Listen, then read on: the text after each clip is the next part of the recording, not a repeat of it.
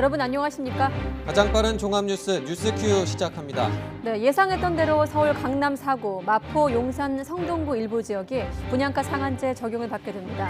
분양시장 안정이 목적이라고 하는데 실효성 있는 대책일지 전문가 의견도 들어보도록 하겠습니다. YTN과 뉴스타파가 공동 취재한 정당 당직자들의 외유성 해외 출장 실태 사흘에 걸쳐 보도해드리고 있는데요. 오늘은 이 문제 취재한 이슈팀 이정미 기자와 시민단체 세금 도둑 잡아라의 대표를 만나보겠습니다. 먼저 오늘의 주요 뉴스입니다. 자유한국당 황교안 대표가 내년 총선 승리를 위해 자유우파 대통합을 논의할 협의기구 구성을 제안했습니다. 당 안팎에서 인적 쇄신 요구가 터져나오는 상황에서 보수 통합 논의에 본격 시동이 걸렸습니다. 민간 택지 분양가 상한제 대상 지역이 오늘 발표됐습니다. 강남 4구와 마포, 용산, 성동구, 이른바 마용성 일부 지역과 여의도 등 서울 27개 동이 포함됐습니다. 과천과 분당 등 경기도는 대상 지역에 포함되지 않았습니다.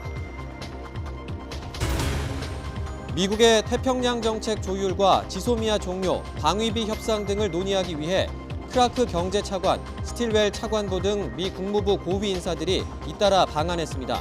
스틸웰 차관보는 태국에서 있었던 한일 정상의 만남은 긍정적 신호라고 말해 지소미아 연장을 우회적으로 촉구했습니다.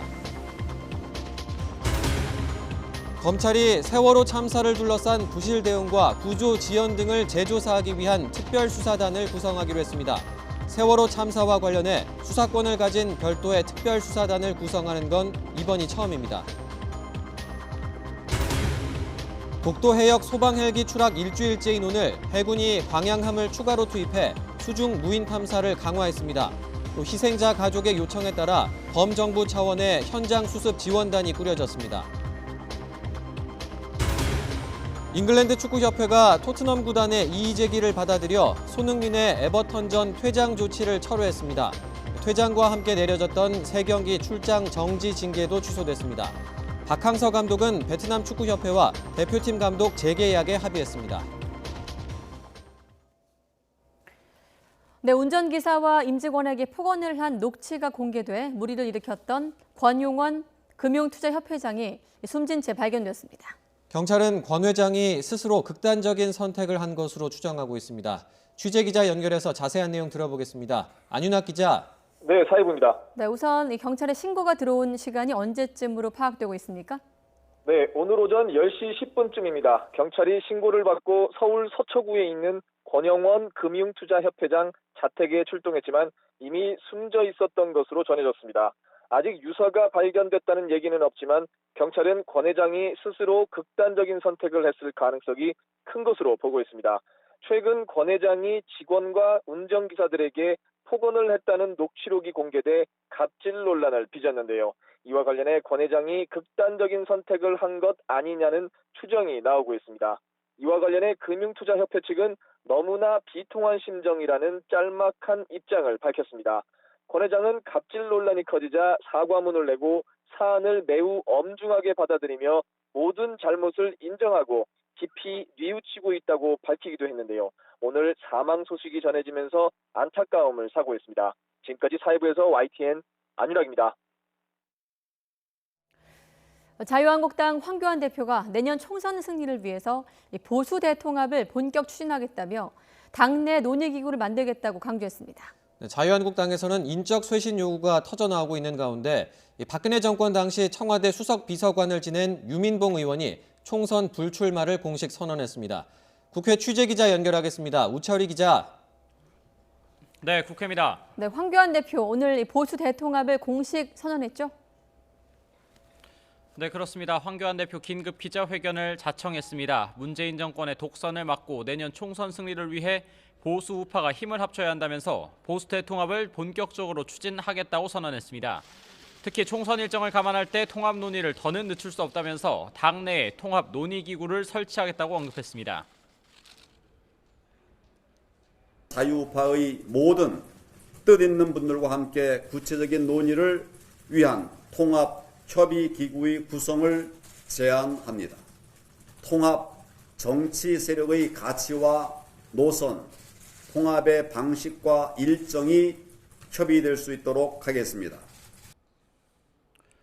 황교안 대표의 오늘 통합 본격화 선언은 그동안 물밑에서 답답하게 진행되던 논의를 수면 위에서 제대로 논의해보자는 의미로 풀이가 됩니다. 특히 통합 대상으로 거론되는 바른미래당 비당권파와 우리공화당의 반응이 관심인데 아직 구체적인 입장이 나오지는 않았습니다.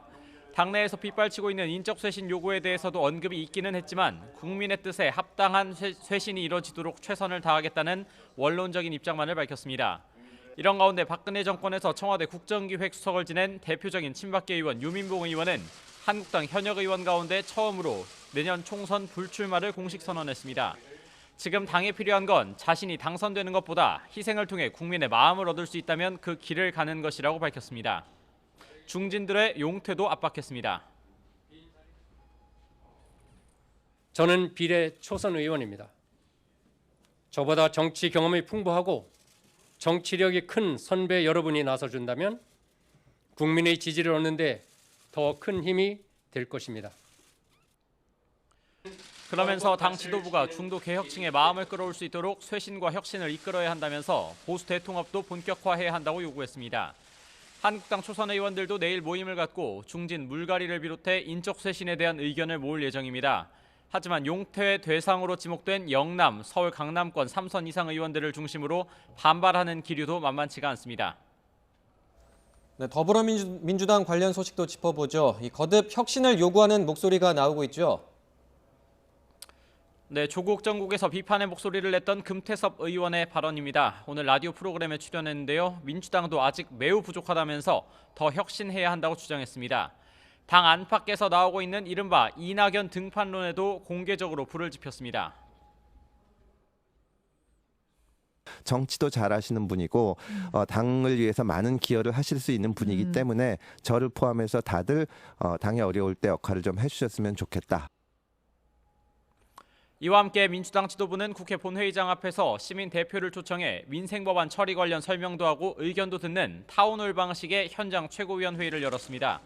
이해찬 대표는 국민이 요구하는 법안이나 정책, 예산을 처리하지 못한 20대 국회는 최악의 국회고 그대로 둬서는 안 된다며 국회법 개정의 필요성을 강조했습니다. 앞으로 남은 국회 동안 최선을 다해서 하겠습니다. 국회를 근본적으로 국회법을 고쳐서 개혁하지 않으면 안 됩니다. 네, 그리고 청와대 강기정 수석도 오늘 화두이던데 이 청와대에 대한 국정감사 파행을 일으켰던 강기정 수석이 국회에 왔습니다. 관련된 회의가 또 파행을 빚었다고요?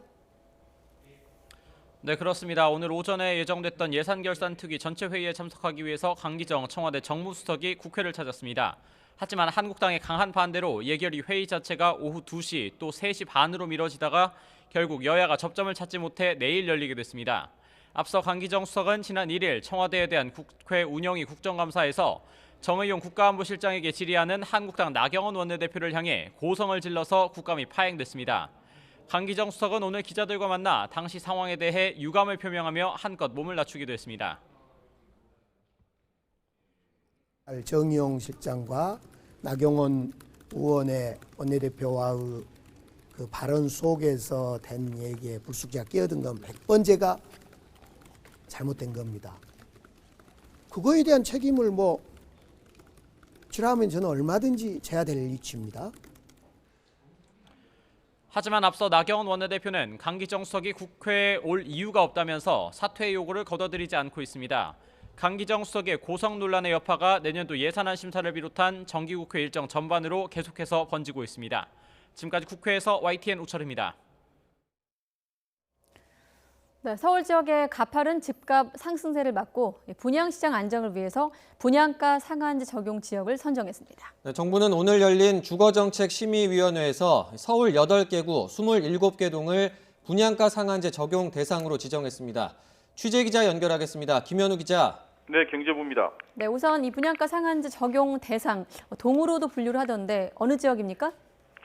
네, 당초 예상했던 대로 서울 강남 4구와 이른바 마용성으로 불리는 마포, 용산, 성동구 지역이 지정됐습니다. 강남 4구 45개 동 가운데 22개 동, 마포구 1개 동, 용산구 2개 동, 성동구 1개 동입니다. 여기에 영등포구 1개 동도 지정됐습니다. 지역별로 좀 더 구체적으로 살펴보면 강남구에서는 개포와 대치, 도곡, 압구정 등 8개 동이 지정됐습니다. 송파구에서는 잠실과 가락, 마천, 송파 등 8개 동이 분양가 상한제 적용을 받게 됐습니다. 서초구는 잠원과 반포, 방배, 서초 등 4개 동이 지정됐습니다. 강동구는 길동과 둔촌동이, 마포는 아현동, 용산구는 한남과 보광동, 성동구에서는 성수동 일가가 각각 분양가 상한제 적용 대상 지역으로 확정됐습니다. 정부는 이들 지역이 최근 1년 동안 분양가격 상승률이 높거나 고분양가 책정 움직임이 있는 지역이라고 선정 배경을 밝혔습니다. 경기도 투기과열지구 중에서는 한 곳도 지정되지 않았습니다. 오늘 선정된 곳 가운데 민간 택지에서 분양되는 일반 아파트는 이번 달 8일 이후, 재개발 재건축 아파트의 경우 내년 4월 29일 이후 입주자 모집 공고를 신청한 단지는 분양가가 제한됩니다.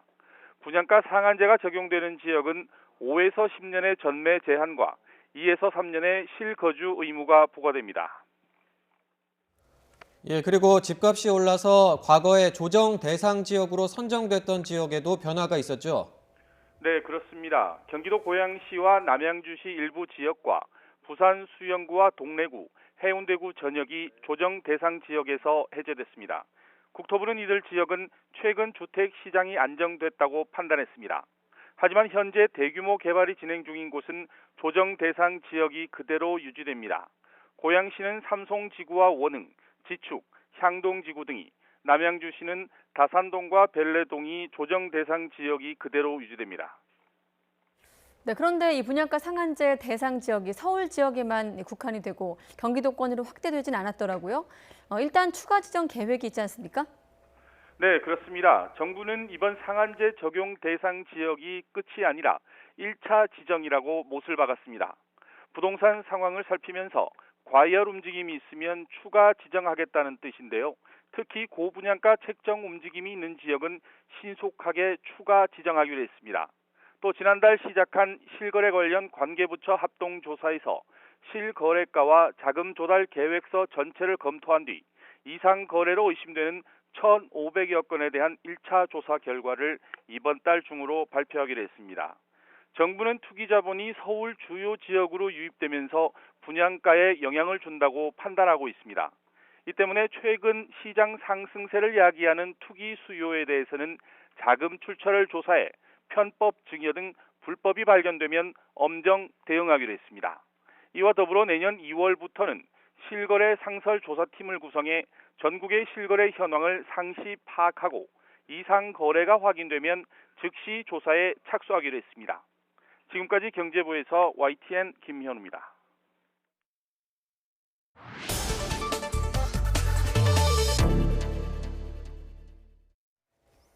네, 정부가 이렇게 오늘 주거정책심의위원회를 열어 민간 택지 분양가 상한제 적용 대상 지역을 발표했습니다. 집값 상승을 주도한 서울 지역 중에서도 동별 단위로 핀셋 지정된 점이 눈길을 끌고 있는데 과연 집값 잡기 효과가 있을까요? 김은진 부동산 114 리서치 팀장과 함께 향후 전망 함께 해보도록 하겠습니다. 안녕하십니까, 팀장님? 예, 안녕하세요. 부동산 리스타 김은진입니다. 네, 물론 예상됐던 지역들이기도 하지만 이 강남 4구 또 마용성 이 지역에 27개 동이 뽑혔습니다. 어떻게 평가하십니까? 예, 예상대로 서울의 강남권과 여의도 그리고 이른바 마용성이라 불리는 강북 한강변 지역이 첫 번째로 지정이 됐는데요. 네. 동단위로 지정됐으나 강남권 주요 재건축 단지가 속한 지역은 거의 다 포함되어 있어서 강남 3구의 경우 구 전체가 지정된 것과 별반 다르지 않다 이렇게 보여집니다. 네, 지금 화면에 적용 지역들이 나가고 있는데 이 중에서도 팀장님이 보시기에 의외로 포함된 지역이 있을 것 같고 또 의외로 포함이 되지 않은 지역도 있을 것 같거든요. 뭐 예상됐던 지역들은 거의 포함이 됐고 예. 당초 대상 지역으로 거론됐지만 제외된 곳도 꽤 있는 것 같습니다. 네. 뭐 재개발이나 재건축 등 정비 사업지가 많은 서울 동작구, 서대문구 그리고 경기권에서는 과천, 광명 등인데요. 이들 지역은 주로 이제 관리처분인가 전에 정비 사업 초기 사업장들이 많은 지역인데 네. 이렇게 재건축 초기 단계의 단지들은 이미 이제 안전진단 기준이 강화됐기 때문에 사업 추진이 여의치 않다라는 점을 좀 고려한 것 같고요. 네. 또 하나는 서울의 수도권 지역은 지금 입주 물량 증가로 인해서 집값이 비교적 안정세를 보이고 있는 데다 집값 상승폭이 서울에 비해서는 상대적으로 크지 않다라는 점도 좀 감안이 된 것 같습니다. 네, 그렇군요.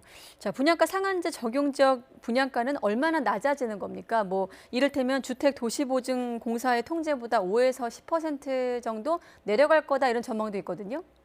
네, 분양가 상한제 적용 지역에서 올해 분양한 아파트들의 평균 분양가를 보면 3.3제곱미터당 거의 5천만 원에 근접한 수준입니다.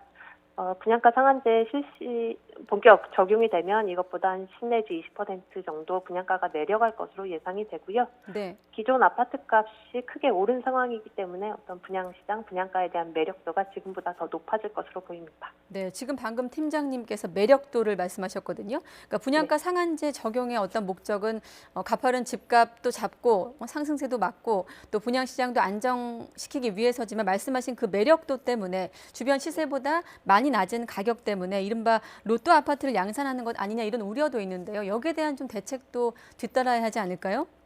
네, 일단은 뭐 분양가 상한제 기대로 네. 유망 입지 내 이제 뭐 분양 물량에 대한 청약 수요 쏠림 현상이 좀 더 심화될 것으로 예상이 되고요. 예. 또 한편으로는 뭐 그 상대적으로 입지 조건이 좋지 않은 곳은 또 역으로 미분양이 늘어날 가능성도 있기 때문에 이런 분양 시장의 양극화가 심화될 수 있다는 부분. 네, 미분양이 좀 늘어난다는 건 지방 같은 경우를 말씀하시는 건가요? 수도권 내에서도 인기 지역과 그렇지 않은 지역들 간에 이제 차별화 양상이 조금 더 심화될 수 있고요. 네. 그리고 이제 분양가 인하되는 것과 더불어서 전매 제한 기간이 연장되고 의무 거주 기간이 강화되는 점들을 청약 수요자들이 좀 잘 따져봐야 할 것 같습니다. 네, 그렇군요. 실거래 좀 실거주하는 그 기간도 늘어나기 때문에 그런 부분을 따져야 된다 이런 말씀하셨는데 정부에서는 불법이 발견되면 엄정 대응하겠다는 방침도 밝혔거든요. 이를테면 뭐 편법 증여 이런 부분인데 불법에 해당하는 것들은 어떤 것들이 있습니까? 뭐 의무 거주 기간을 제대로 그 거주 기간 내에 네. 예, 실제 거주하지 않는다던가 아니면 뭐 서류상으로 뭐 전매 제한 기간 내에 이제 뒤에서 거래를 한다던가 뭐 이런 부분들이 있을 수 있겠죠. 네, 지금 보면 이번에 분양가 상한제도 일단은 고강도 대책으로 보이는데 이렇게 좀 대책을 계속 내놓고 있지만 좀처럼 집값이 잡히지 않고 있는데 전문가로서 가장 큰 이유는 어디에 있다고 보십니까? 집값이 일단 대책이 나오면 꺾이는가 싶던 집값이 이제 재차 반등하기를 반복하면서 네. 주택 수요자들이 느끼는 집값 하락에 대한 체감도가 크지 않은 상황이고요. 이는 이제 수요 억제책에 비해서 공급이 부족한 지역에 대한 공급 확대책은 상대적으로 좀 부족하지 않았나 싶습니다. 그래서 이런 요인들로 인해서 집값 불안이 계속되고 있는 것으로 보여지고요. 네. 부동산 시장 외적인 요인으로는 저금리와 유동성 장세가 집값 상승의 한 요인으로 좀 작용하고 있는 상황입니다. 부동산 외적인 좀 요인도 있다 이렇게 보시는 거고 좀 더 추이를 지켜봐야 되겠지만 아직 뭐 시작 단계이긴 한데 분양가 상한제가 만약에 효과가 제한적일 경우에 정부가 쓸 수 있는 또 다른 또 부동산 대책 카드는 어떤 것들이 있습니까? 정부가 추가로 내놓을 수 있는 카드로는 일단 채권 입찰제가 지금 거론되고 있는데요. 네. 채권 입찰제는 주변 시세보다 저렴하게 이제 분양받은 청약자가 분양가와 별도로 추가로 이제 채권을 매입해서 그 분양받는 제도입니다. 그러니까 시세 차익에 대한 부분을 일정 부분 정부가 환수해 가는 것이라고 이해하시면 될 것 같고요. 네. 그 밖에 이제 재건축 연한 강화라든가 보유세 강화 등을 좀 생각해 볼 수 있을 것 같습니다. 그렇군요. 자, 문재인 정부 출범 이후 부동산 대책이 모두 16번이 나왔다고 하는데 아무튼 이번에 그 분양가 상한제 같은 경우는 신규 아파트 분양가는 아무튼 낮추는 효과가 있겠습니다만은 장기적으로는 집값이 또 폭등할 수 있다는 우려도 있고 그렇다 보니 풍선 효과에 대한 우려가 가장 높은 상황인데 어떻게 전망하십니까? 이 부분에 대해선? 일단 뭐 상한제에 따른 단기 영향은 재건축 시장에 좀 직접적으로 영향을 줄 것 같고요. 예. 관리 처분 이후 단계 사업지들 같은 경우에는 적용 유예 기간인 내년 4월 전에 일반 분양을 하기 위해서 최대한 속도를 낼 것이고 반면에 재건축 초기 단지들은 수익성 악화가 불가피한 만큼 투자 심리가 위축되고 가격 상승세도 좀 주춤해질 것으로 예상이 됩니다. 네. 장기적인 시장 영향으로는 주택 공급 위축에 대한 따른 부작용을 배제할 수 없을 것 같습니다. 실제로 지난 2009년 분양가 상한제가 시행됐을 당시에도 재건축 사업지들이 이제 사업 추진을 회피하면서 결국은 주택 공급이 위축되고 수급 불균형을 초래한 바 있습니다. 따라서 이러한 공급 부족 사태가 반복되지 않도록 이런 부분에 대한 보완책도 좀 있어야 할 것 같습니다. 네, 알겠습니다. 아무튼 정부는 이번 지정을 1차라고 못 박은 만큼 또 부동산 어떤 종합적인 상황을 살펴가면서 2차도 추후할 수 있다고 밝혔거든요. 추후 또 상황을 지켜보도록 하겠습니다. 오늘 고맙습니다. 예, 감사합니다.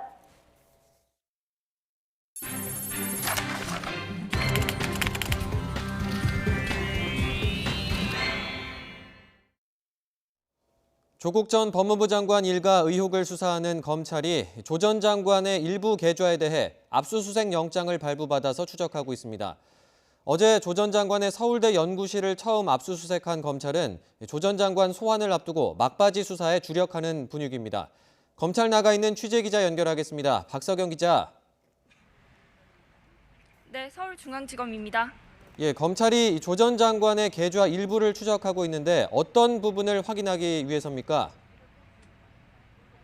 네, 검찰은 부인 정경심 교수 계좌와 함께 조 전 장관 계좌 일부에 대한 압수수색 영장도 발부받았다고 밝혔습니다.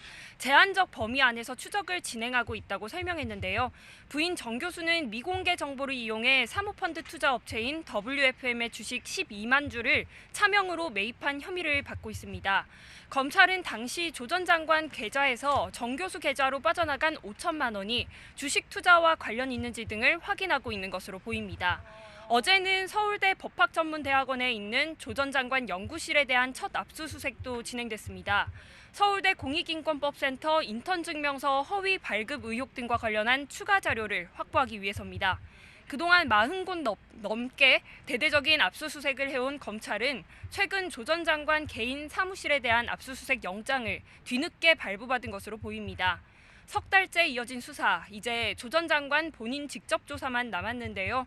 정 교수 구속 만기일인 오는 11일 이전에 조 전 장관을 부를 가능성이 높다는 관측이 나오지만 검찰은 아직 결정된 바가 없다고 일축했습니다.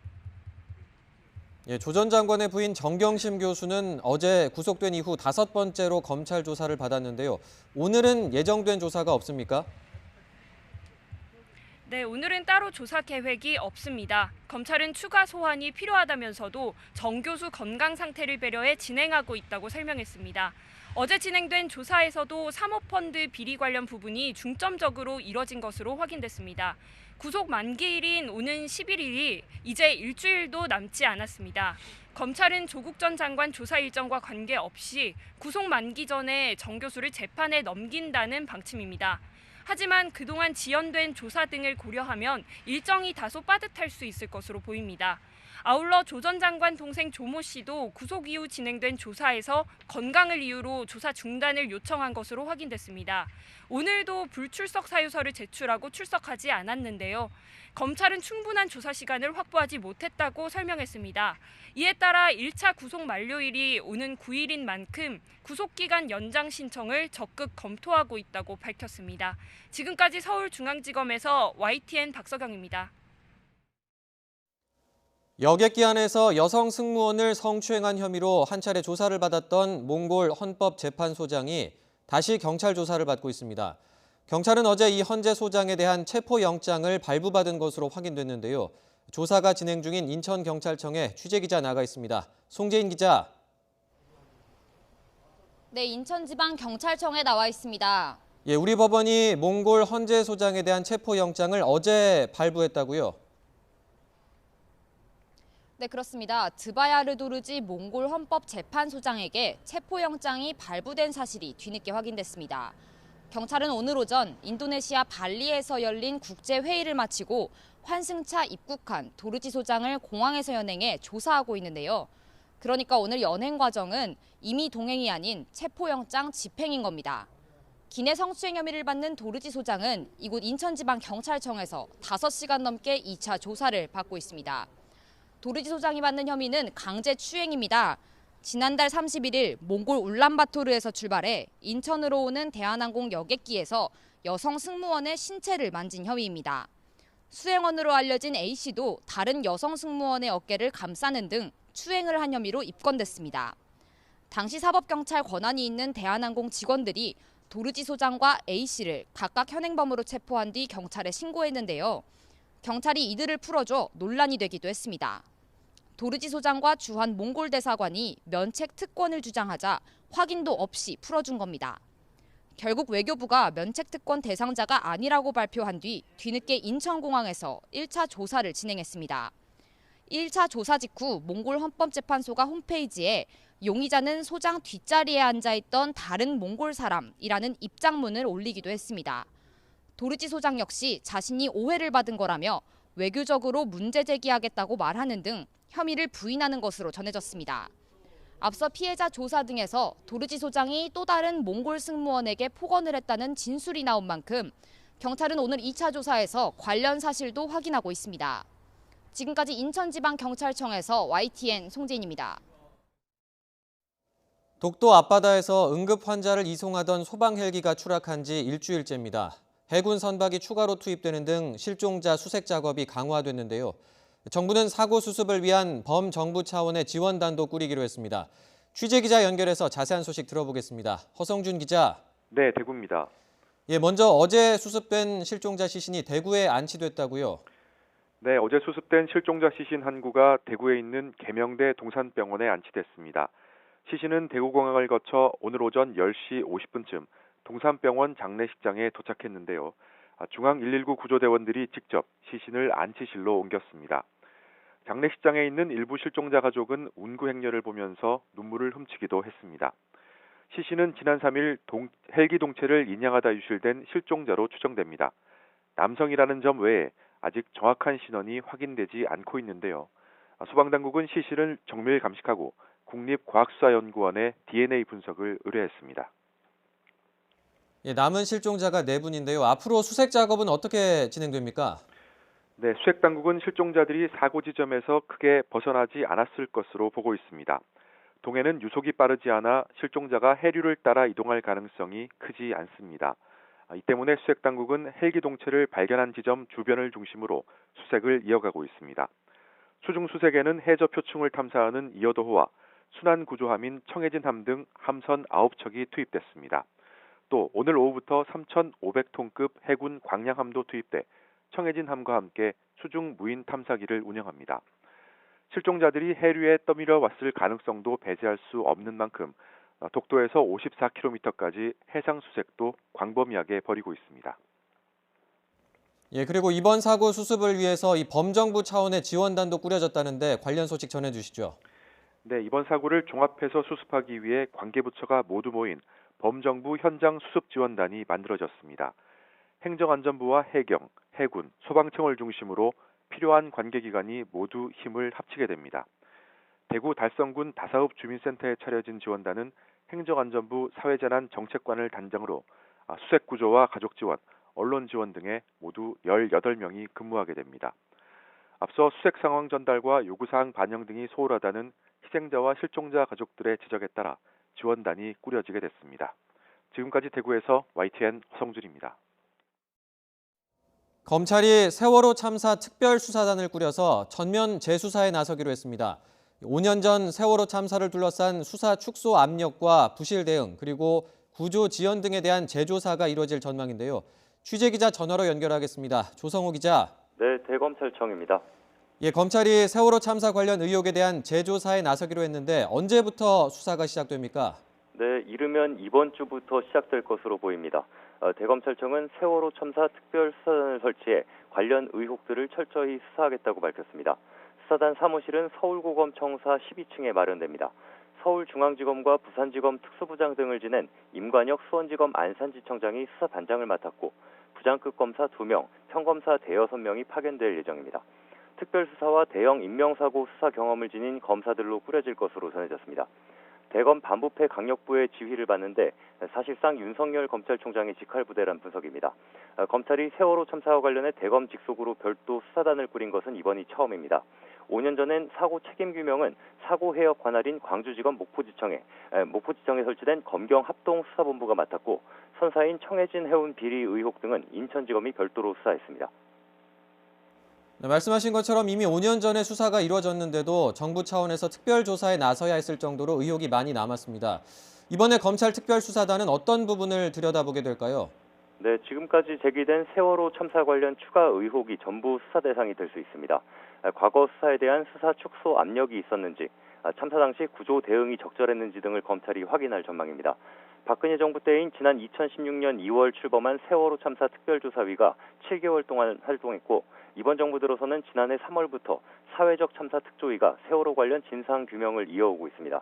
특별수사단은 조만간 특조위로부터 관련 기록을 넘겨받아 수사에 나설 것으로 보입니다.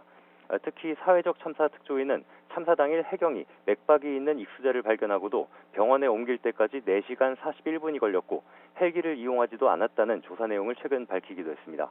세월호 참사 유가족 단체가 지난 2일 세월호 참사 책임자로 규정한 122명을 검찰에 고소 고발하겠다고 밝히기도 했는데요. 명단에는 박근혜 전 대통령과 당시 법무부 장관이던 자유한국당 황교안 대표, 김기춘 당시 대통령 비서실장 등이 포함됐습니다. 수사 진행 상황에 따라 내년 총선을 앞둔 정치권에 미치는 파장이 만만치 않을 것으로 예상됩니다. 지금까지 대검찰청에서 YTN 조성호입니다.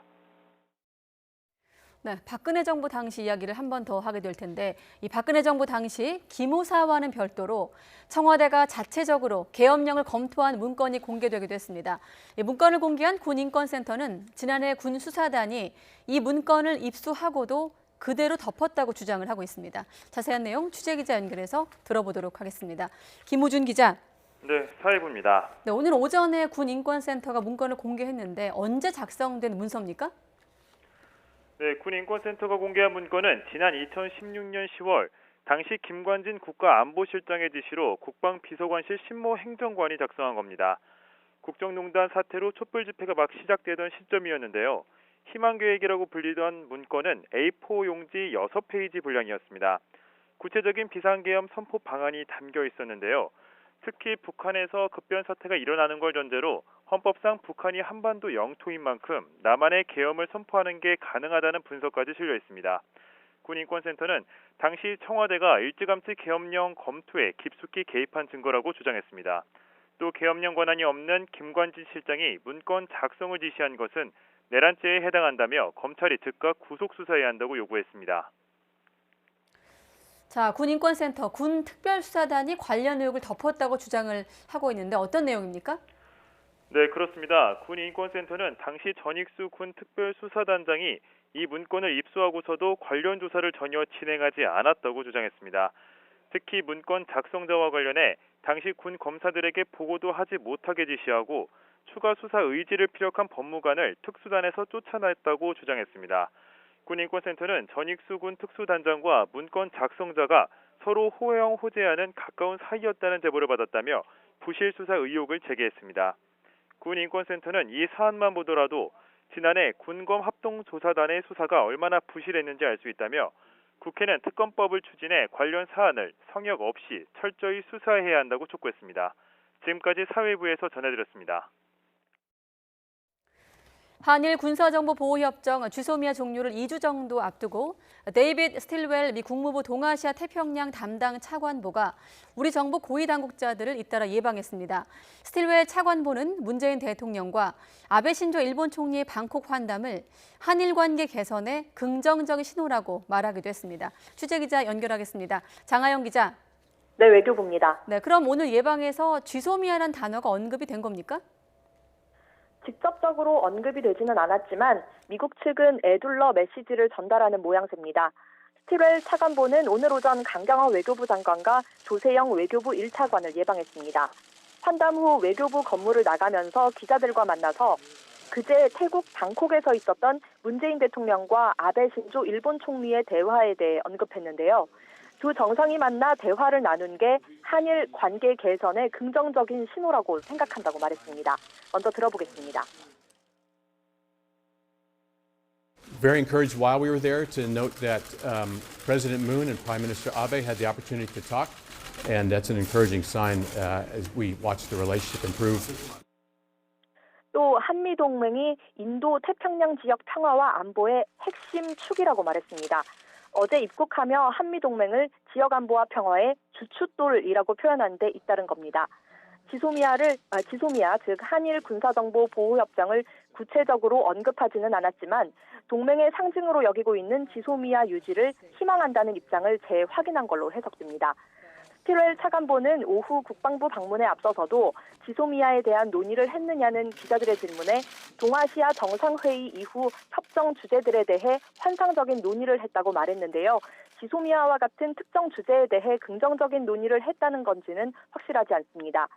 이와는 별개로 한미 간 주요 경제 협력을 논의하는 차관급 협의 창구인 한미 고위급 경제협의회 제4차 회의가 열렸습니다. 이태호 외교부 2차관과 키스 크라크 미 국무부 경제차관이 수석 대표로 나서 우리 정부의 신남방 정책 그리고 미국의 인도태평양 전략의 연계 방안에 대한 공동 성명을 채택했습니다. 지금까지 외교부에서 전해드렸습니다. 네, 내일 오전까지 중서부 내륙에선 일시적으로 미세먼지 농도가 높아지는 곳이 있겠습니다. 내일 오후부터는 찬바람이 불면서 공기가 깨끗해지겠지만 입동인 모레 반짝 추위도 예보돼 있습니다. 취재기자 연결해서 미세먼지 그리고 입동 추위 전망 함께 듣도록 하겠습니다. 김진두 기자. 네, 김진두입니다. 네, 지금 미세먼지 상황은 어떻습니까? 네, 오전보다는 미세먼지가 상당히 개선이 됐습니다. 현재 충청북도 지역에는 초미세먼지 주의보가 발령 중이지만 다른 지역은 미세먼지와 초미세먼지 농도가 모두 보통 수준까지 낮아졌습니다. 다만 내일 오전까지는 국내외 미세먼지가 영향을 줄 가능성이 있어서 주의가 필요합니다. 내일 오후부터는 미세먼지 걱정이 사라지겠습니다. 북서쪽에서 차고 깨끗한 공기가 밀려오기 때문인데요. 대신 내일 퇴근길에는 찬바람이 불면서 기온이 크게 떨어질 것으로 보입니다. 특히 절기상 계절이 겨울로 접어든다는 입동인 모레는 첫 추위가 찾아오겠습니다. 서울 기온이 영상 1도까지 떨어지면서 올가을 들어서 가장 낮겠고 특히 내륙 일부 지방은 기온이 영하권으로 떨어지는 곳이 많겠습니다. 입동 추위는 일요일인 모레까지 이어진 뒤 풀리겠지만 다음 주 후반에는 이번보다 더 강한 추위가 찾아올 것으로 보입니다. 지금까지 YTN 김민우입니다.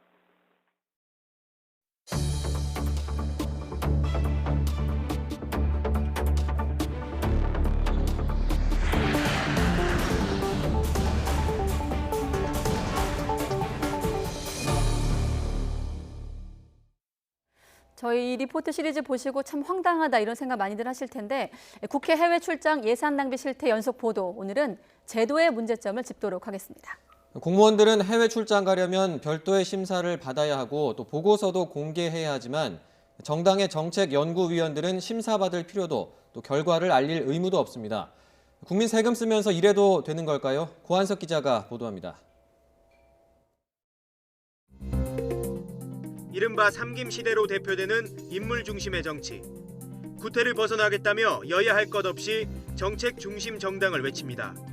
원내 교섭단체를 꾸린 정당의 정책위원회가 정책개발 명목의 해외 출장 비용을 국민 세금으로 지원받는 이유입니다. 2016년 한 정책연구위원은 일본에서 전문 자료를 구하겠다며 5박 6일 동안 도쿄로 출장을 떠났습니다. 항공료와 체재비 250만 원을 썼지만 산책은 대부분 2000년 이후 출판된 것들로 인터넷으로도 주문할 수 있습니다. 그러니까 인터넷 이런 거랑 비교가 안 되죠. 우리가 서점이라는 데 가서 전문지력 같은 거는 체크를 한다는 게. 만약 인사혁신처가 마련한 심사 기준을 적용한다면 이런 도서 쇼핑이 가능했을지 의문입니다. 국외 출장 이외 수단으로 목적을 달성할 수 있는지를 가장 먼저 또 반복적으로 묻기 때문입니다.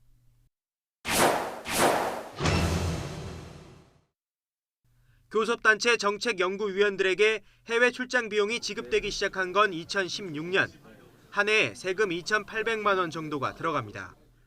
그런데 정보 공개 청구로 받은 출장 내역을 보면 정책개발과는 무관한 행정보조 요원들도 끼어 있습니다. 같이 가져간 거죠. 고생하고 그러니까. 우리만 가는 것도 동료가 아닌 동료가 있으니까. 속이 말아서요. 그냥 수고했다고 정당에서 이제 애들 공부도 시키고. 동료회나 보상 차원에서 해외 출장을 함께 갔다는 건 애초 정책 개발을 위한 조사와 연구 목적이 아니었다는 사실을 시인한 겁니다.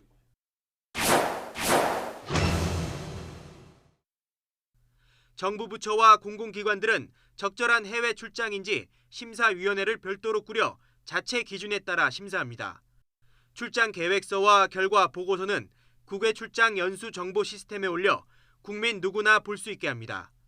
그런데 별정직 공무원인 정당 정책연구위원들은 해외 출장 심사를 받지 않고 결과를 공개하지도 않습니다.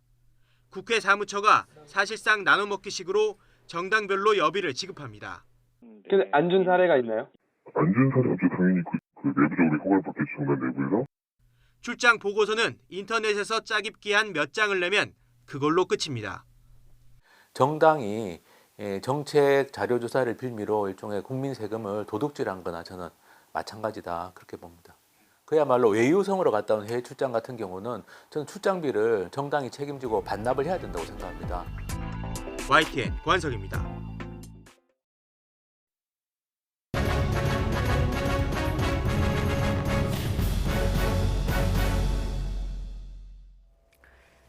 네, 오늘은 이렇게 제도의 문제점을 짚어봤고요.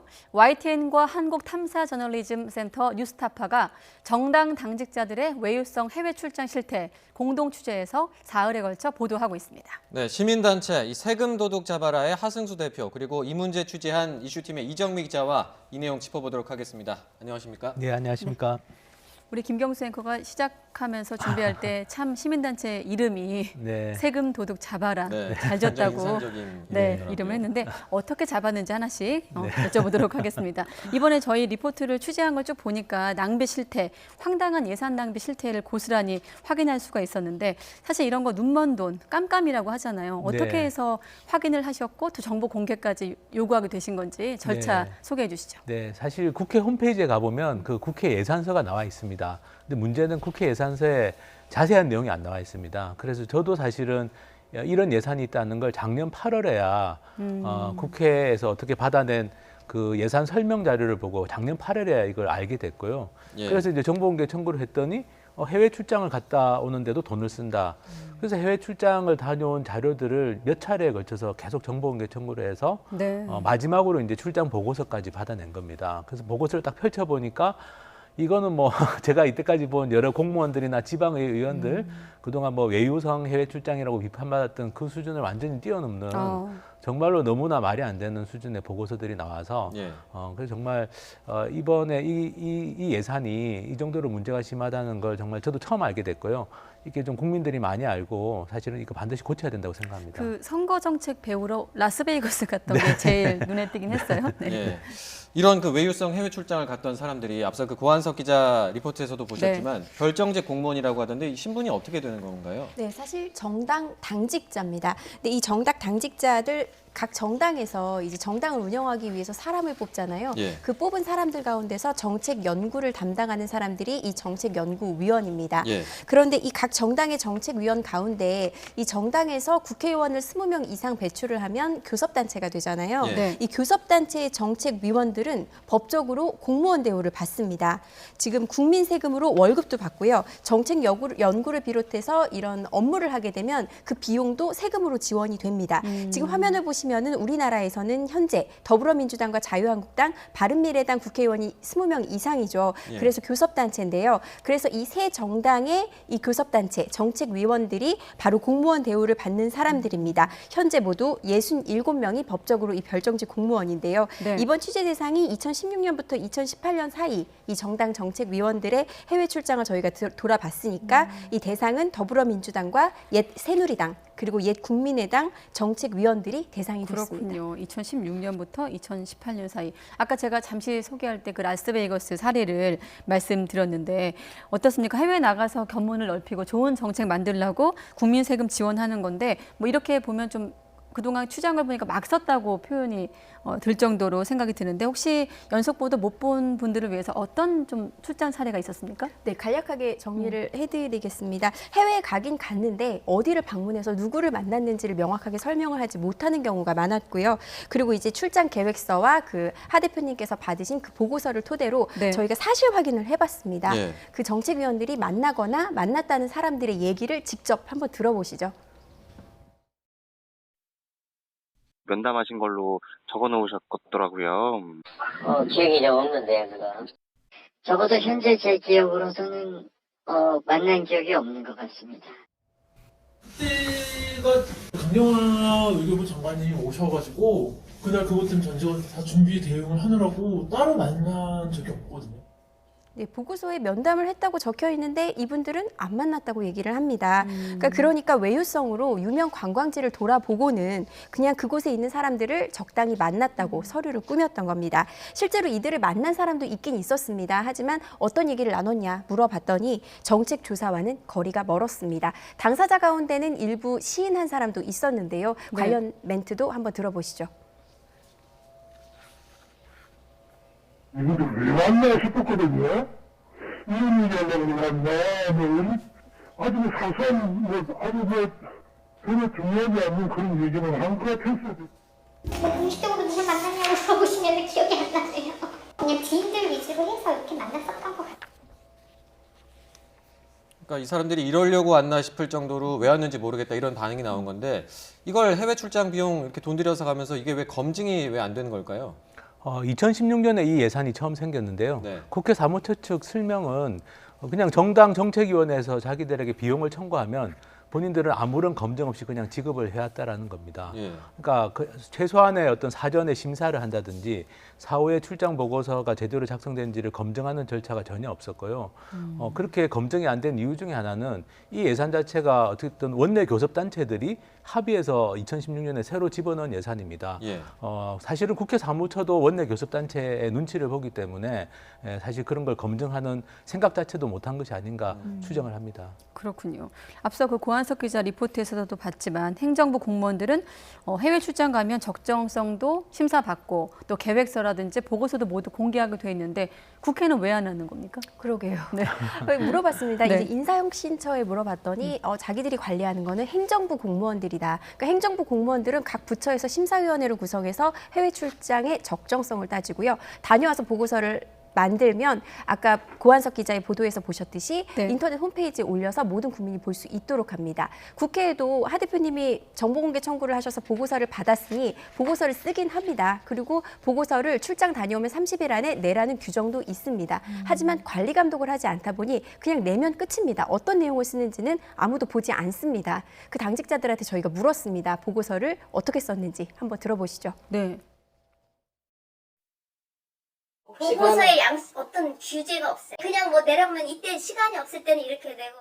주무관님한테 계속 물어봤는데 이메일로 대강해서 내세요. 그 무슨 보고서 같은 거 참고하실 거 있으면 참고하시고 라고 해서 급하게 됐어요. 네, 하 대표님 말씀대로 돈 주는 곳이 국회 사무처니까 사무처에서라도 이 보고서를 심사를 하고 제대로 안 썼으면 뭔가 조치를 취하면 됩니다. 하지만 말씀하셨듯이 이 국회 사무처도 교섭단체 눈치를 보다 보니 제대로 관리하지 않는 게 현실입니다. 예, 아까 말씀하신 것처럼 이제 사무처에서도 정당 눈치를 보다 보니까 이걸 그대로 그냥 원래 하던 대로 그냥 무사 통과했다, 출장비를 내줬다 이건데 이렇게 외유성으로 문제가 드러나면 이걸 좀 반납해야 되는 게 아니냐 이런 생각이 들거든요. 어떻습니까? 저는 당연히 반납을 해야 된다고 생각합니다. 사실 이번에 드러난 걸 보면 보고서 자체도 허위로 작성된 부분들이 있습니다. 근데 앞서 말씀하신 것처럼 정당의 정책연구위원들은 별정지 국가공무원 신분입니다. 공무원이 보고서를 허위로 작성하면 그건 허위 공문서 작성죄도 해당이 될 수 있습니다. 그래서 이건 사실 좀 상당히 심각한 사안이고요. 그렇다면 당연히 각 정당들은 이 지급받았던 출장비를 반납을 해야 되고 국회 사무처도 사무처 차원에서 조사를 해서 환수 조치를 저는 해야 된다고 생각합니다. 그렇군요. 지금 조사한 그 시기는 2016년도부터 2018년도라고 했는데 물론 추론입니다만 이 정도쯤 되면 꼭 이 시기에 일했던 분들 말고도 관행이었지 않았을까 이런 추론도 가능한 상황인데 어떻습니까? 예산 낭비가 좀 생기지 않도록 좀 바뀌어야 되지 않을까? 좀 뭔가 좀 조치가 있어야 되지 않을까 이런 생각이 드는데 어떤 방안들이 있을까요? 네, 저는 사실 정당의 정책 연구를 목적으로 해외 출장을 갈 수도 있다고 생각합니다. 근데 가려면 당연히 사전에 심사를 받아야 됩니다. 그래서 일반 공무원들처럼 심사를 받아야 되고 지금은 국회의원들도 국회 사무처 예산으로 해외 출장을 갈 때는 심사를 받는 제도가 얼마 전에 생겼습니다. 국회의원들의 그 외유성 해외 출장이 문제가 되면서 그래서 국회의원도 심사를 받는데 정당의 정책연구위원들은 심사를 받지 않는다. 이거 말이 안 되기 때문에 사전 심사를 받아야 되고 그다음에 사후에 당연히 사후 보고서를 제출하고 검증도 받고 홈페이지에도 공개가 돼야 됩니다. 지금까지는 이 보고서가 공개가 안 됐기 때문에 네. 이렇게 엉터리 해외 출장들이 있어 왔기 때문에 저는 어쨌든 이번에 제도도 완전히 정비를 하고 그리고 그동안 잘못 썼던 부분들은 당연히 환수 조치를 하고 하는 게 심사의 필요합니다. 주체는 국회 사무처가 되어야 할까요? 아니면 교섭단체 산하기 때문에 당별로 해야 될까요? 이건 국회 예산으로 나가는 거기 때문에 국회 사무처가 저는 책임이 있다고 생각하고요. 국회 사무처가 직접 하기 힘들다면 역시 좀 독립된 위원회라도 구성해서 심사를 하도록 하는 게 필요하다고 생각합니다. 예, 그 이제 문제를 개선하기 위한 방법을 좀 논의를 해봐야 될 것 같은데 사무처나 각 정당에서는 뭐 좀 문제를 개선할 의지가 있었습니까? 사실 그게 저희 취재 과정에서 가장 답답한 부분이었습니다. 저희가 사실 누구를 비난하기 위해서 이 보도를 하는 것도 아니고 예. 제도를 좀 개선해보자라는 취지잖아요. 그런데 이제 저희 취재진이 국회 사무처와 정당 관계자들을 만났을 때 사실 개선의 의지가 별로 없어 보였습니다. 한 정책연구위원의 얘기를 들어보시면 과연 저희 보도를 어떻게 생각하고 있는지를 알 수 있으실 텐데요. 녹취를 한번 준비해봤습니다. 네. 들어보시죠.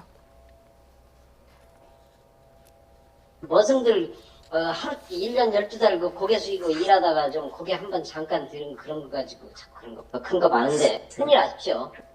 네, 저희 취재진이 들은 얘기입니다. 더 네. 큰 거 보도하시라. 왜 이렇게 머슴들 일하는 거 제보한 가지고. 건가요? 더 큰 게 있다고?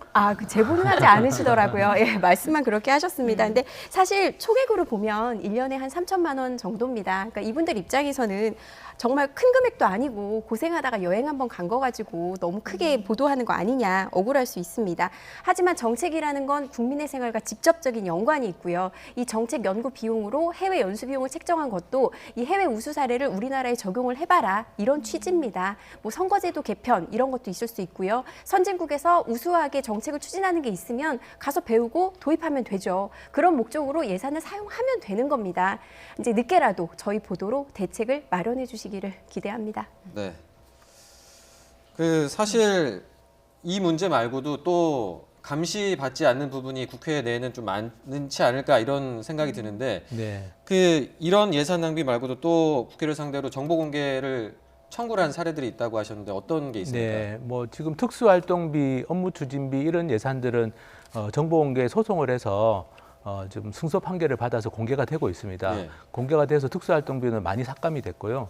또 나머지 예산들도 지금 투명해지고 있는데 네. 지금 아직도 성역으로 남아 있는 부분이 하나 있습니다. 그게 이제 국회의원들이 의원실별로 정책 연구 용역을 발주하는데 그 발주해서 받은 연구 용역 보고서, 연구 보고서나 또는 국회의원들이 국민 세금으로 발간한 정책 자료집이 있습니다. 예. 이런 것들을 지금 그 연구 보고서 본문이라든지 정책 자료집 본문을 공개를 안 하고 있습니다. 그 부분에 대해서 지금 소송을 하고 있는데 곧 판결이 날 예정입니다. 네. 이게 공개가 돼야만 국회의원들이 우리 국민 세금으로 어떤 연구를 해왔는지 어떤 정책 자료집을 발간했는지 예. 사실 상식적으로 생각하면 당연히 공개가 돼 있어야 되는데 이제까지 한 번도 공개가 안 된 자료입니다. 그래서 이런 자료들도 곧 공개가 될 걸로 기대하고 있습니다. 역시 그 용역을 맡기는데 네. 제대로 돈이 쓰였는지도 같이 네, 확인할 수가 있는 당연히 거죠. 예, 그렇습니다. 네. 계속해서 이제 감시의 눈초리로 네. 세금 도둑을 잡기 위해서 노력하실 것 같은데 어떻습니까? 계속 취재를 하나요?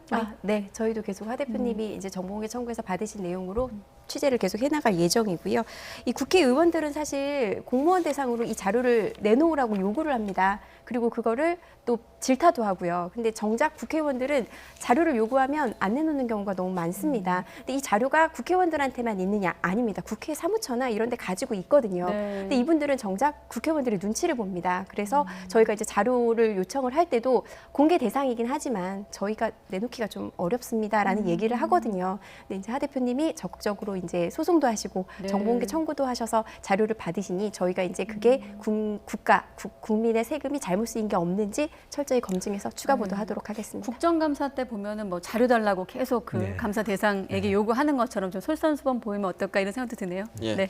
지금까지 시민단체 세금 도둑 잡아라의 하승수 대표 그리고 이슈팀의 이정미 기자와 함께했습니다. 오늘 말씀 감사합니다. 네, 잘 들었습니다. 감사합니다.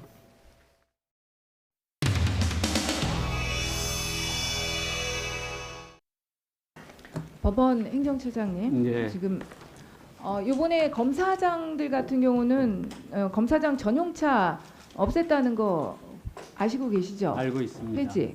그런데 이번에 법원에서는 오히려 그 차관급 예우받는 고등법원 그 전용 차량 예산으로 20억에서 30억으로 10억 원 증액 신청하셨네요. 예. 너무 이거 시대에 역행하는 거 아닙니까?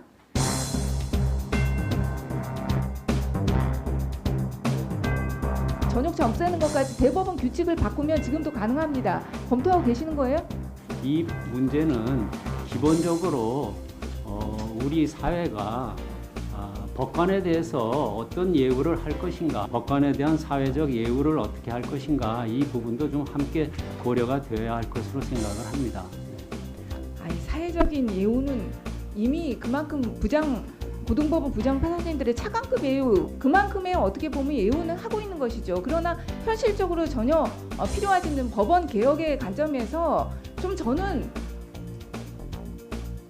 검사장들은 어쨌든 전용차를 없애는 그런 개혁안을 냈는데 검찰에서 검사장에 대해서 전용 차량 제도를 폐지했다고 해서 법관의 경우도 바로 그렇게 같은 아니 저는 오히려 효율성의 측면과 국가 예산의 측면에서는 오히려 검사장의 차보다 부장판사의 차를 없애는 게 사실은 맞습니다. 왜 그러냐면 고등법원 부장판사 같은 경우는 이 차량 운행을 거의 출퇴근 차량으로밖에 쓰지를 않죠. 재판 업무를 하기 때문에 일가 중에는 사용을 하지 않죠.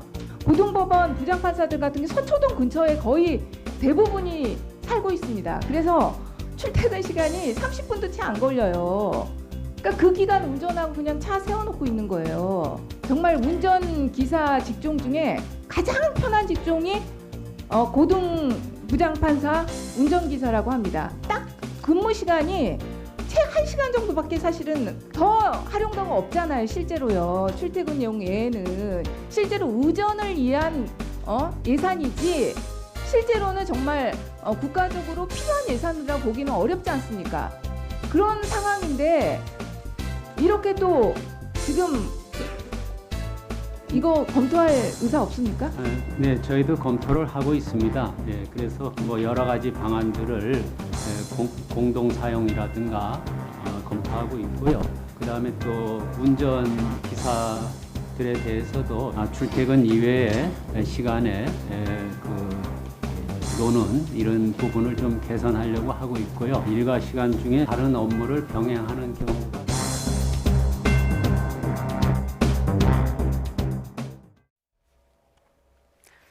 네, 트럼프 대통령, 조 바이든 전 부통령을 겨냥한 수사를 종용하기 위해서 우크라이나에 압력을 행사했다는 의혹으로 탄핵 위기를 맞고 있습니다.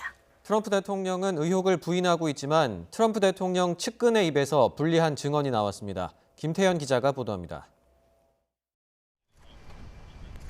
트럼프 미국 대통령의 측근이며 탄핵 조사의 핵심 증인으로 꼽혀온 고든 선들랜드 EU 주재 미국 대사가 기존 진술을 뒤집었습니다. 미국의 우크라이나 군사 원조 보류와 조 바이든 전 부통령에 대한 수사 종용 사이의 연관성을 사실상 인정한 것입니다. 우크라이나 정상과의 통화에서 아무런 대가가 없었다는 트럼프 대통령의 주장과 상반된 발언입니다. 미 하원은 지난달 17일 있었던 선들랜드 대사의 이 같은 비공개 증언 기록을 공개했습니다. 선들랜드 대사는 우크라이나 대통령 고문인 예르마크에게 우크라이나가 미국과 몇 주간 논의해온 반부패 공개 성명을 내놓기 전에는 원조가 재개되지 않을 것이라고 말했다고 진술했습니다. 그는 미국 선거에 영향을 미칠 목적으로 외국 정부에 수사를 의뢰하는 것은 잘못이며 외국 정부에 압력을 가하기 위해 원조를 중단하는 것은 잘못이라고 발언했습니다. 뉴욕타임스는 이 같은 진술 번복은 우크라이나의 바이든 수사에 대한 대가를 제시하는 데 있어 역할을 했다는 점을 인정한 것이라고 풀이했습니다. 미 하원은 또 우크라이나를 압박한 인물인 커트 볼커 전 미 국무부 우크라이나 협상 대표의 증언록도 공개했습니다. 트럼프 대통령에게 불리한 증언이 나온 가운데 미 의회는 비공개 청문회 녹취록 공개를 이어갈 예정입니다. YTN 김태현입니다.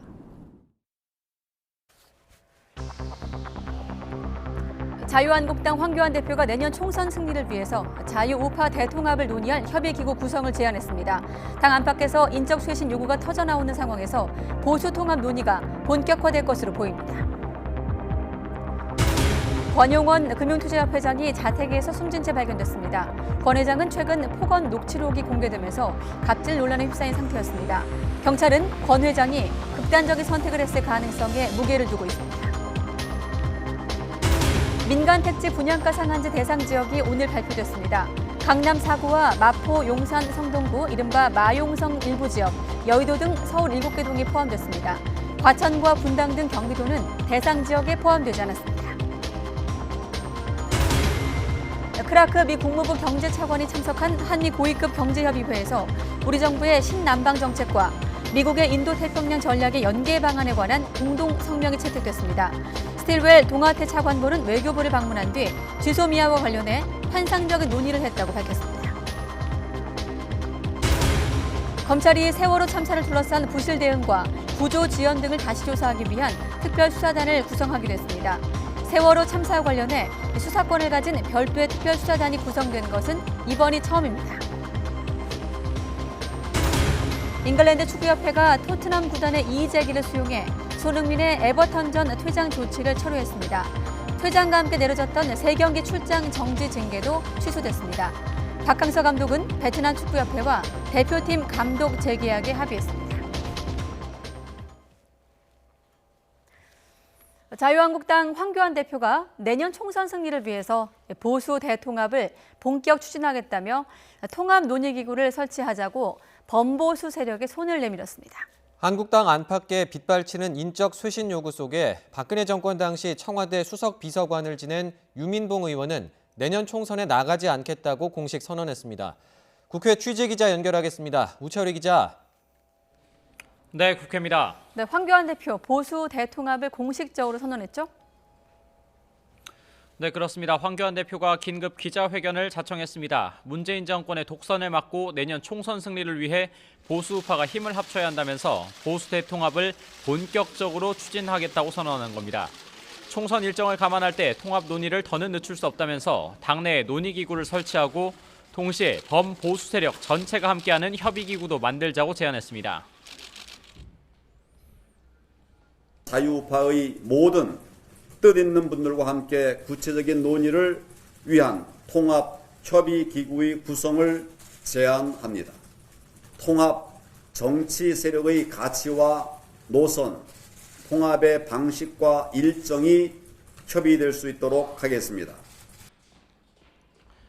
필요하면 당 간판을 바꾸거나 대표직에도 연연하지 않겠다는 뜻까지 시사했습니다. 황교안 대표의 오늘 선언은 그동안 물밑에서 답답하게 진행되던 보수 통합 논의를 수면 위에서 제대로 해보자는 의미로 풀이됩니다. 통합 대상으로 거론되는 바른미래당 비당권파는 아직 구체적인 입장을 밝히진 않았지만 우리공화당은 박근혜 전 대통령 탄핵을 묻어버리는 통합 논의는 야합이자 모래 위의 성일 뿐이라고 부정적인 입장을 밝혔습니다.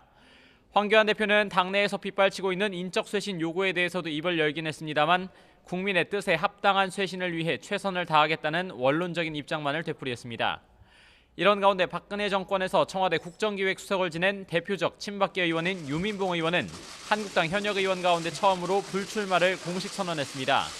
지금 당에 필요한 건 자신이 당선되는 것보다 희생을 통해 국민의 마음을 얻을 수 있다면 그 길을 가는 것이라고 밝혔습니다. 중진들의 용퇴도 압박했습니다. 저는 비례 초선 의원입니다. 저보다 정치 경험이 풍부하고 정치력이 큰 선배 여러분이 나서준다면 국민의 지지를 얻는 데 더 큰 힘이 될 것입니다. 이런 가운데 한국당 초선 의원들도 내일 모임을 갖고 중진 물갈이를 비롯해 인적 쇄신에 대한 의견을 모을 예정입니다. 하지만 용태 대상으로 지목된 영남 또 서울 강남권 3선 이상 의원들을 중심으로 반발하는 기류도 만만치가 않은 상황입니다. 예, 그리고 민주당에서도 거듭 혁신을 요구하는 목소리가 나오고 있죠. 네, 조국 정국에서 비판의 목소리를 냈던 금태섭 의원의 발언입니다. 오늘 라디오 프로그램에 출연했는데요. 민주당도 아직 매우 부족하다면서 더 혁신해야 한다고 주장했습니다. 당 안팎에서 나오고 있는 이른바 이낙연 등판론에도 공개적으로 불을 지폈습니다. 정치도 잘하시는 분이고 당을 위해서 많은 기여를 하실 수 있는 분이기 때문에 저를 포함해서 다들 당이 어려울 때 역할을 좀 해주셨으면 좋겠다. 이와 함께 민주당 지도부는 국회 본회의장 앞에서 시민 대표를 초청해 민생법안 처리 관련 설명도 하고 또 의견도 듣는 타운홀 미팅 방식의 현장 최고위원 회의를 열었습니다. 이해찬 대표는 국민이 요구하는 법안이나 정책, 예산을 처리하지 못한 20대 국회는 최악의 국회고 그대로 둬서는 안 된다면서 국회법 개정의 필요성을 강조했습니다. 앞으로 남은 국회 동안 최선을 다해서 하겠습니다. 국회를 근본적으로 국회법을 고쳐서 개혁하지 않으면 안 됩니다. 이인영 원내대표는 수많은 민생 법안이 정쟁에 발목 잡혀서 처리되지 못하는 일이 없도록 본회의나 상임위 회의 개최를 강제할 필요가 있다는 구체적인 방법론까지 제시했습니다. 지금까지 국회에서 YTN 오철입니다. 네, 조금 전에 속보가 들어왔습니다. 오늘이 소방헬기 추락한 지 일주일째인데 독도 해역에서 수습했던 세 번째 희생자의 실종자의 신원이 확인됐습니다. 선원으로 확인됐다는 속보가 조금 전 들어왔습니다. 예, 당시에 7명이 탑승한 소방 헬기였는데 여기에 이제 손가락을 다쳐서 이송이 되던 환자 중에 한 분입니다. 인근 해상에서 조업을 하다가 이 손가락을 다쳐서 소방 헬기를 타고 이송이 되던 분으로 세 번째로 발견된 실종자의 시신 신원이 확인이 됐습니다. 당시 소방 헬기에 타고 있던 선원으로 확인됐다는 소식이 속보로 들어와 있습니다. 추가로 더 자세한 내용이 들어오면 정리해서 전해드리도록 하겠습니다. 네, 다음 소식입니다.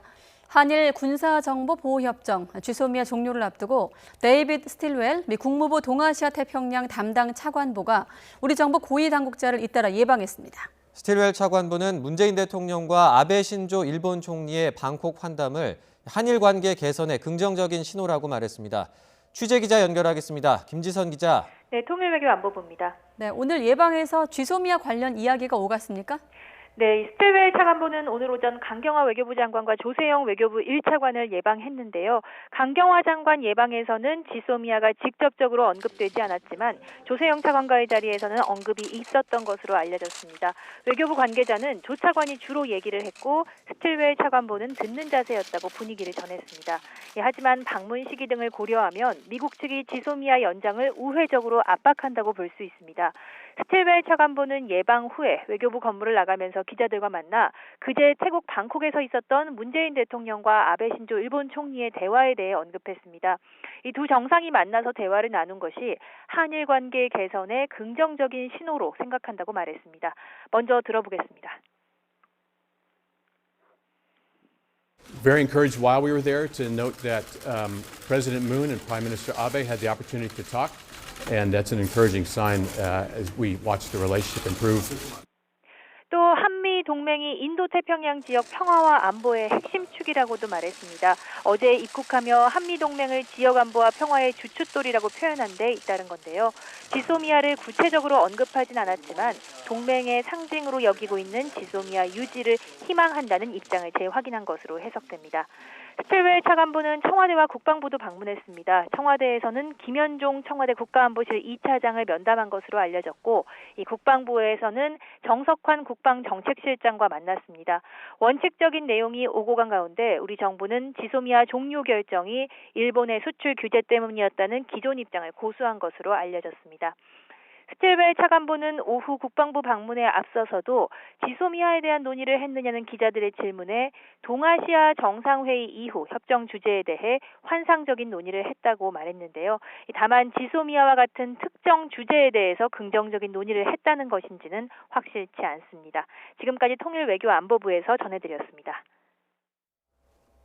정부가 집값 안정을 위해 강남 4개 구를 비롯해 마포와 용산, 성동 등 서울 8개 구의 27개 동을 민간택지 분양가 상한제 대상 지역으로 지정했습니다. 국토교통부는 오늘 주거정책심의위원회를 열어 강남구 개포동 등 27개 동을 분양가 상한제 적용 지역으로 지정했다고 밝혔습니다. 이에 따라 민간택지의 일반 아파트는 조만간 관보에 관련 내용이 게재된 이후 분양가가 일정 금액 아래로 제한됩니다. 또 재개발, 재건축 아파트의 경우 내년 4월 29일 이후 입주자 모집 공고를 신청한 단지는 분양가가 제한되고 최장 10년까지 전매 제한, 2년에서 3년까지 실거주 의무 적용을 받습니다.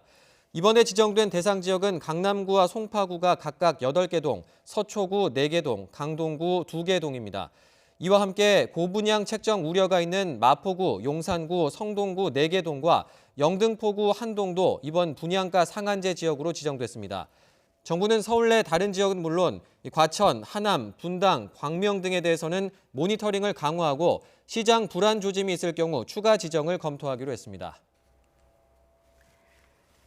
네, 내일 오전까지 중서부 내륙에선 일시적으로 미세먼지 농도가 높아지는 곳이 있겠습니다.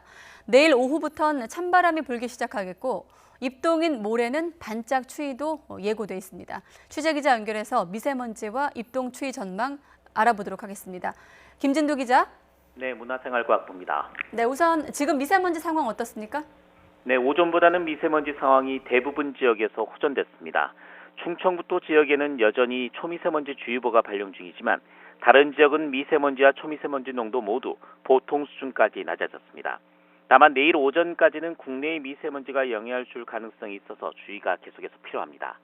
내일 오후부터는 미세먼지 걱정은 사라지겠습니다. 북서쪽에서 차고 깨끗한 공기가 밀려오기 때문인데요. 대신 내일 퇴근길에는 찬바람이 불면서 기온이 크게 떨어질 것으로 보입니다. 특히 절기상 계절이 겨울로 접어든다는 입동인 모레는 첫 추위가 찾아오겠습니다. 서울 기온이 영상 1도까지 떨어지면서 올가을 들어 가장 낮겠고 내륙 일부 지방은 영하권으로 떨어지는 곳이 많겠습니다. 입동 추위는 일요일까지 이어진 뒤에 풀리겠지만 다음 주 후반에는 이번보다 더 강한 추위가 찾아올 것으로 보입니다. 지금까지 YTN 김진두입니다.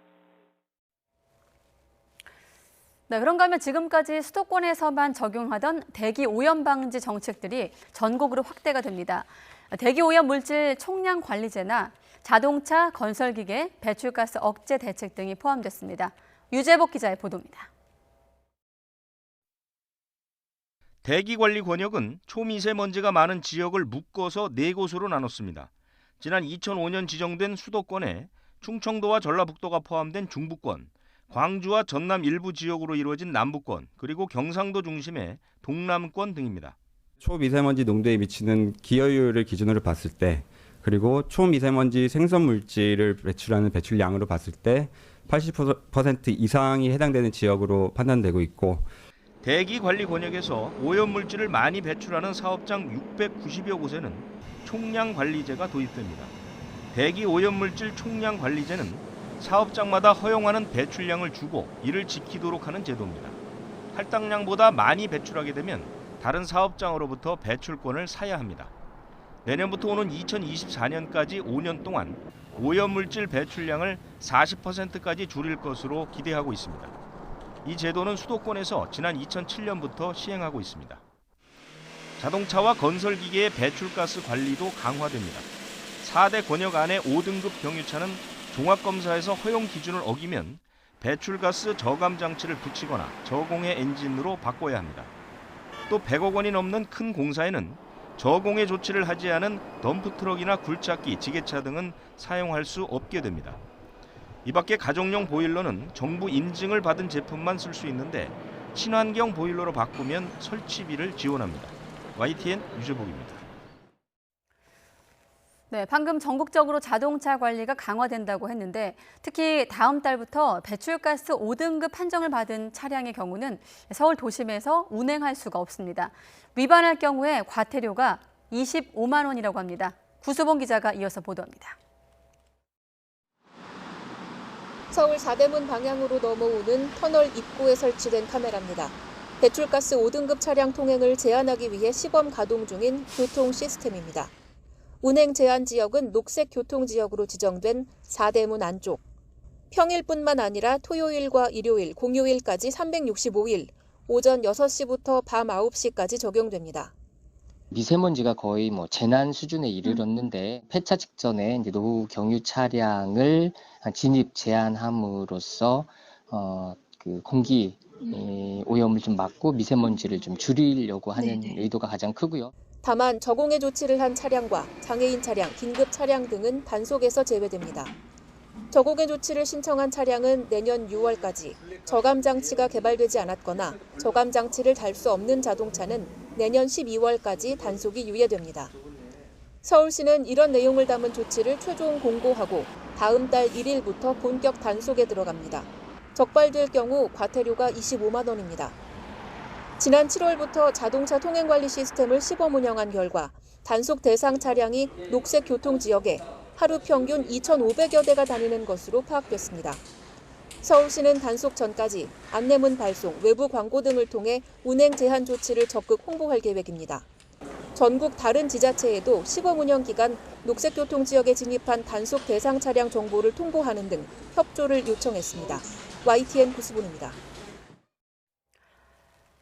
최근에 임직원 등에게 폭언을 한 녹취가 공개되면서 물의를 빚었던 권용원 금융투자협회장이 숨진 채 발견됐습니다. 서울 방배경찰서는 오늘 오전 10시 10분쯤 권 회장이 서울 서초구 자택에서 숨진 채 발견됐다고 밝혔습니다.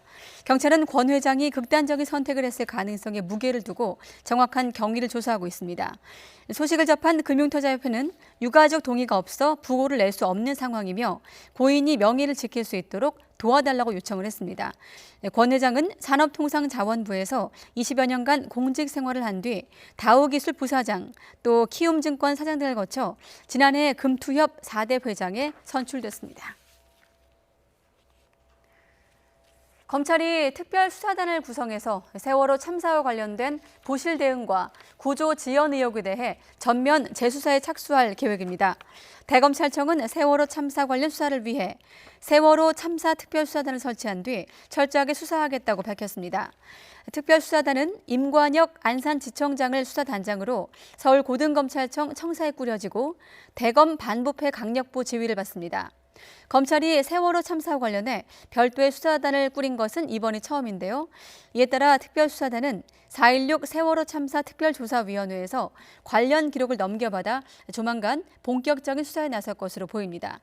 앞서 세월호 유가족 단체는 어제 세월호 참사 당일 구조된 학생이 헬기가 아니라 배편으로 병원에 옮겨져 소생하지 못했다는 사회적 참사 특별조사위원회 발표가 나온 뒤에 검찰의 전면 재수사를 촉구한 바 있습니다. 우리나라가 피파 17세 이하 월드컵에서 앙골라를 꺾고 10년 만에 8강에 올랐습니다. 우리 대표팀은 브라질 고이아니아에서 열린 16강에서 전반 33분 터진 최민서의 결승골을 앞세워 앙골라를 1대 0으로 꺾고 8강에 올라 역대 최고 성적과 어깨를 나란히 했습니다. 우리나라가 17세 이하 월드컵 8강에 오른 건 지난 1987년과 2009년에 이어 세 번째입니다. 대표팀은 일본, 멕시코의 16강전 승자와 오는 11일 오전 8시 4강 진출을 다툽니다. 베트남 축구대표팀의 박항서 감독이 베트남 축구협회와 재계약했습니다.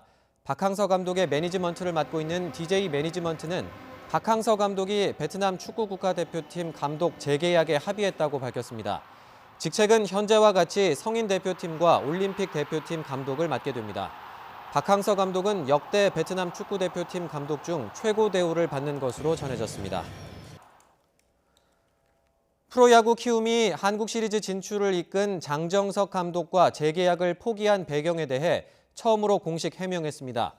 키움은 언론사에 배포한 입장문을 통해 이장석 전 대표가 장 감독에게 2년 재계약을 약속하는 등 옥중에서 구단 인사권에 관여한 증거가 감사 과정에서 드러난 것이 재계약 불발의 가장 중요한 팩트로 작용했다고 설명했습니다.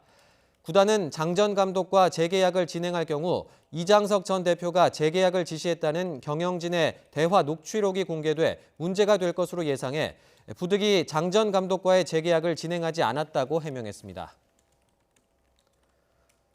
좀처럼 근절되지 않는 운동선수들의 약물 사용을 막기 위해 IOC와 세계 반도핑기구 와다가 획기적인 유전자 검사를 내년 도쿄 올림픽부터 도입하는 방안을 추진합니다.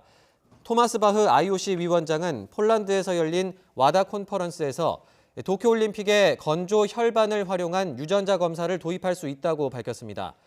그러면서 새로운 도핑 유전자 검사는 약물 사용 뒤 수개월 동안 체내에 남은 약물 사용 흔적을 발견하는 신기원을 이룰 거라고 전망했습니다. 바흐 위원장의 얘기 들어보시죠. If approved by WADA, such new gene testing could be used already at the Olympic Games Tokyo 2020. These new methods will again strengthen deterrence. We want the cheats to never feel safe, anytime or anywhere. 남자 프로배구 OK저축은행의 토종 에이스 송명근이 V리그 남자부 1라운드 MVP에 선정됐습니다. 한국배구연맹은 송명근이 기자단 투표 29표 중 21표를 휩쓸어 MVP에 뽑혔다고 발표했습니다. 송명근은 1라운드에서 공격 종합 6위, 득점 9위, 후위 공격 2위 등 공격 전반에서 상위권에 오르며 팀의 1위 질주를 이끌었습니다. 여자 프로배구 GS 칼텍스가 시즌 초반 무패 가도를 달리며 무섭게 질주하고 있습니다. 그 중심에는 역대 최장신 외국인 선수 러츠가 있는데요. 배구는 물론 입맛도 한국에 완벽하게 적응한 러츠 선수를 양시창 기자가 만나봤습니다. 제자리에서 손만 뻗었는데도 팔 절반이 네트 위로 올라갑니다. 키 2m 6cm로 역대 최장신 기록을 갈아치운 GS 칼텍스의 외국인 선수 러츠입니다. 팀 내 최단신 리베로 한다요와 차이는 무려 42cm. 마주보고 대화하려면 고개를 한참 위로 들어 올려야 하지만 러츠의 쾌활한 성격 탓에 소통에 문제는 없습니다. 공격을 미스하거나 뭐 혼나도 옆에서 막 제가 러츠 괜찮아? 그러면 같이 웃으면서 괜찮아 이렇게 말해주거든요. 경기장 밖에서도 러츠는 한국 생활에 완벽하게 적응했습니다. 훈련장에 처음 도착해 급식을 먹는 이른바 먹방으로 이미 팬들의 호감을 샀고 한국인들도 먹기 힘들어하는 매운맛 라면을 아무렇지 않게 먹는 영상까지 공개돼 유튜브에서 인기를 끌었습니다. I think it's pretty healthy, good. I like spicy food, so I, enjoy that a little taste. I'm still not like super crazy about kimchi like everyone else, but. 훈련 때도 웃음을 잃지 않는 러츠의 긍정 에너지는 팀 분위기에도 영향을 미치고 있습니다. GS 칼텍스는 1라운드 4경기 전승을 거뒀는데 한 번도 풀세트 접전을 치르지 않아 승점은 물론 세트 득실률에서도 다른 팀을 압도하고 있습니다. 시즌 전 다소 느리고 수비에 약점이 있다는 우려를 비웃듯 러츠는 공격 성공률 1위, 득점 2위 등 공격 전 지표에서 최상위권에 이름을 올렸고 서브와 블로킹도 4위에 오르며 팀과 함께 고공행진을 이어가고 있습니다. Keeping a high hitting point when I'm attacking, being in the right place on defense to defend depending on the hitter that we're up against, and just kind of focusing on each point. 지난 시즌 5시즌 만에 가을 배구를 경험하며 3위에 오른 GS 칼텍스는 복덩이 러츠와 함께 올 시즌 더 높은 곳을 바라보고 있습니다. YTN 양시창입니다. 무소속 손금주 의원이 집권 여당인 더불어민주당에 입당 원서를 제출했습니다. 손 의원은 오늘 YTN과의 통화에서 민주당에 입당 신청서를 냈다며 민주당 지도부와 교감을 나눴다고 말했습니다. 이와 관련해 손 의원은 민주당 윤호중 사무총장과 만나 입당과 관련한 논의를 나눈 것으로 알려졌습니다. 전남 나주시 화순군을 지역구로 하고 있는 손금주 의원은 재작년 국민의당을 탈당해 무소속으로 남아있다가 지난해 초 이용호 의원과 함께 복당 신청서를 냈지만 불허됐습니다.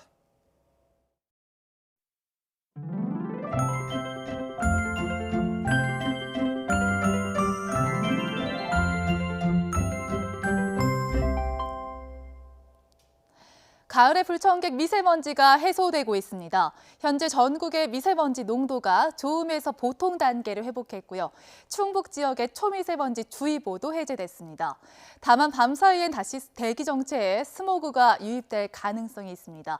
중서부 지역은 내일 오전까지 미세먼지 농도가 일시적으로 짙게 나타날 수 있겠습니다.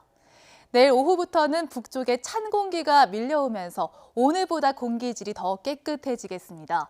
내일은 전국의 미세먼지 농도가 보통 수준을 회복하겠습니다. 내일 내륙 지역은 대체로 맑겠지만 아침에는 산간과 내륙 곳곳에 서리가 내리거나 물이 오는 곳이 있겠습니다. 동풍의 영향을 받는 동해안 지역은 오후부터 5에서 20mm의 비가 오겠고요. 높은 산지에는 눈이 오는 곳도 있겠습니다. 내일 아침 기온은 오늘과 비슷해 쌀쌀하겠습니다. 서울 기온이 6도, 춘천은 4도까지 떨어지겠고요. 대구는 10도가 예상됩니다. 내일 낮 기온은 오늘보다 1도에서 3도가량 낮겠고 퇴근길엔 칼바람이 더 강해지면서 체감 온도가 뚝뚝 떨어지겠습니다. 서울의 한낮 기온은 14도, 대구는 19도, 광주 18도로 대부분 지역이 20도를 밑돌겠습니다. 절기상 입동인 모레는 서울의 아침 기온이 1도까지 떨어지면서 올가을 들어 가장 추운 날씨를 보이겠고요. 이후 일요일에는 중부 지역에, 다음 주 월요일엔 전국에 한 차례 비가 올 것으로 보입니다. 날씨 정보였습니다. 네, 복면 금지법 시행 한 달, 홍콩 곳곳에서 가면 시위가 잇따르고 있는데요. 가이포크스 왜 저항의 상징으로 불리는지 잠시 뒤에 설명해 드리겠습니다.